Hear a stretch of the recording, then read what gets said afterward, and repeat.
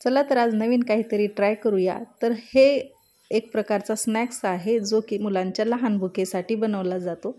तर इथं बघा त्यासाठी मी असे कांद्याचे गोल गोल काप करून घेतले आहे आणि हे थोडेसे आपल्याला जाडच काप करून घ्यायचे आहेत।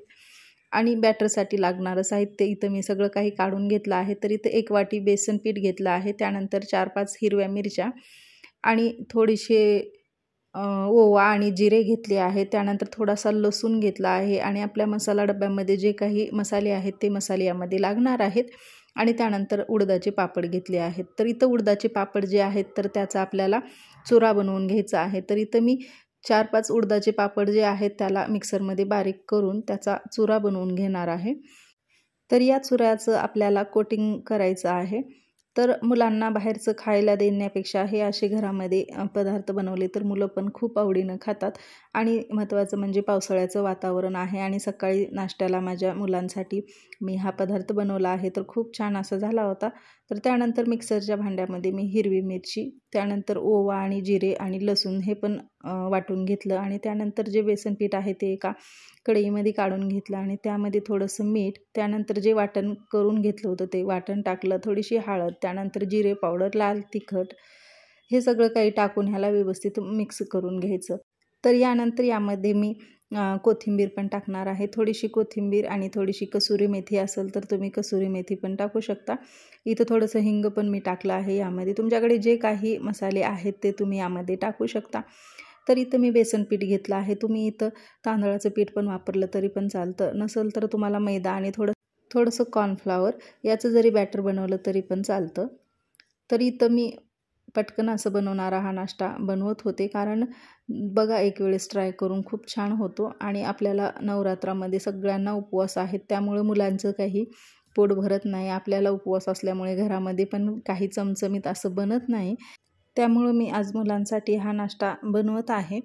तर इथं बघा छान अशी पेस्ट तयार झाली होती आणि मग यामध्ये आपल्याला आता जे ऑनियनचे काप आहेत म्हणजेच की कांद्याचे काप आहेत ते बुडवून उडदाचा जो आपण चुरा बनवला आहे तर त्या चुऱ्यामध्ये आपल्याला बुडवून आपल्याला तळून घ्यायचं आहे। तर इथं कढईमध्ये मी तेल गरम करायला ठेवलं होतं आणि त्यानंतर मग एक एक कांद्याचे जे काप आहेत ते आपल्याला या बॅटरमध्ये टाकून त्यानंतर थोडासा जो उडदाच्या पापडाचा चुरा बनवला आहे त्यामध्ये मिक्स म्हणजे घोळवून मगच ते नंतर आपल्याला तळून घ्यायचं आहे। तर इथं मी उडदाच्या पापडाचा चुरा बनवला आहे। तर तुम्हाला जर उडदाचे पापड वापरायचे नसतील तर तुम्ही रेडीमेड चिप्स जे आहेत तर ते चिप्सचे पॅकेट जे आहे तर त्यामधले चिप्स आणून तुम्ही त्याचा चुरा बनवून जरी लावलं तरी पण खूप छान त्याची पण कोटिंग बनते आणि एकदम क्रिस्पी असे पकोडे बनतात हे।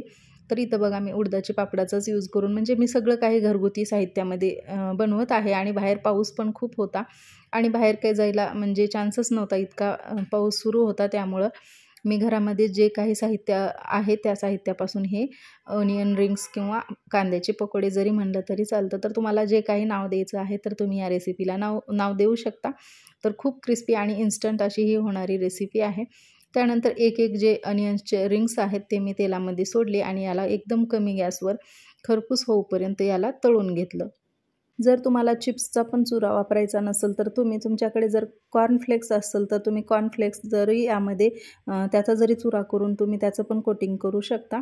खूप छान होतं ही रेसिपी आणि एकदम झटपट अशी तयार होते। तर एक वेळेस तर इथं बघा एक एक करून मी असे 4 एक वेळेस यामध्ये कांद्याचे जे काप आहेत ते टाकून याला एकदम कमी गॅसवर तळून घेतलं आणि मग त्यानंतरच याला पलटी केलं। तर खूप छान होतं, अजिबात चिकटत वगैरे काही नाही कढईला, एकदम छान असे बनतात हे काप। तर तुम्ही एक वेळेस नक्की ट्राय करून बघा। तर या कांद्याच्या ऐवजी तुम्ही बटाटे पण असे चिरून केलं तरी पण याची रेसिपी खूप छान होते। तर असे नवीन नवीन प्रकारचे भज्जे बनवायला मला पण खूप आवडतं आणि मी माझ्या मुलांना बनवून देत असते। तर तुम्ही पण एक वेळेस नक्की ट्राय करून बघा। सकाळच्या नाश्त्याला किंवा इव्हिनिंगला पण तुम्ही हे चहाच्या वेळेस बनवू शकता, खूप छान होते। नाहीतर तुमच्या मुलांना टिफिनमध्ये जरी द्यायचं असेल तर तुम्ही टिफिनमध्ये पण देऊ शकता। एवढंच की त्यावेळेस मात्र तुम्हाला कॉर्नफ्लेक्सच वापरावं लागेल, कारण कॉर्नफ्लेक्स जर वापरलं तर हे दिवसभर क्रिस्पी राहतं आणि यामध्ये उडदाचं पापड असल्यामुळे आणि बेसन पीठ असल्यामुळे हे थोडेसे नंतर नरम पडू शकतात। आणि हे तर इथं जर म्हणजे तुम्ही बेसन पीठच्या ऐवजी कॉर्नफ्लेक्स आणि त्यानंतर कॉर्नफ्लॉवर आणि मैदा जर वापरलं तर हे दिवसभर कडकच राहतात। पण मी एकदम असं झटपट होण्यासाठी पटकन असे जे घरामध्ये साहित्य माझ्याकडे आहे तर त्यामध्ये मी ही पकोडे बनवून घेतले आहे. तर बघा किती मस्त आणि एकदम क्रंची असे तयार झाले होते. तर त्यानंतर व्यवस्थित असं भाजल्यानंतर म्हणजे तळल्यानंतर हे एका प्लेटामध्ये काढून घेतले आणि त्यानंतर बाकीचे सगळे काही मी असेच तळून घेतले. आणि टाकते वेळेस पण एक एकच टाकून घ्यायचे, नाहीतर ते एकमेकाला चिकटून पूर्ण असा त्याला जे कोटिंग केलेलं पापड आहे तो निघून जाईल, म्हणून एक एकच यामध्ये रिंग्स सोडायच्या आणि त्यानंतर एकदम कमी गॅसवर हे सगळं काही तळून घ्यायचं. तर याप्रमाणेच मी बाकीचे पण सारे काही जे रिंग्स आहेत ते तळून घेतले आणि एकदम कुरकुरीत अशी मी मुलांना आज नाश्त्यासाठी डिश बनवली आहे. तर तयार झाला हा एकदम फास्ट होणारा नाश्ता. तर कशी वाटली रेसिपी नक्की कमेंट्समध्ये सांगा. व्हिडिओ जर आवडला तर व्हिडिओला लाईक करा. चॅनलवर जर नवीन असाल तर चॅनलला सबस्क्राईब करायला अजिबात विसरू नका. आणि भेटूया अशाच छोट्या छोट्या व्हिडिओसोबत आणि छोट्या छोट्या रेसिपीसोबत. तोपर्यंत सगळ्यांना धन्यवाद आणि हा पण व्हिडिओ पाहिल्याबद्दल तुमचे सगळ्यांचे मनापासून आभार.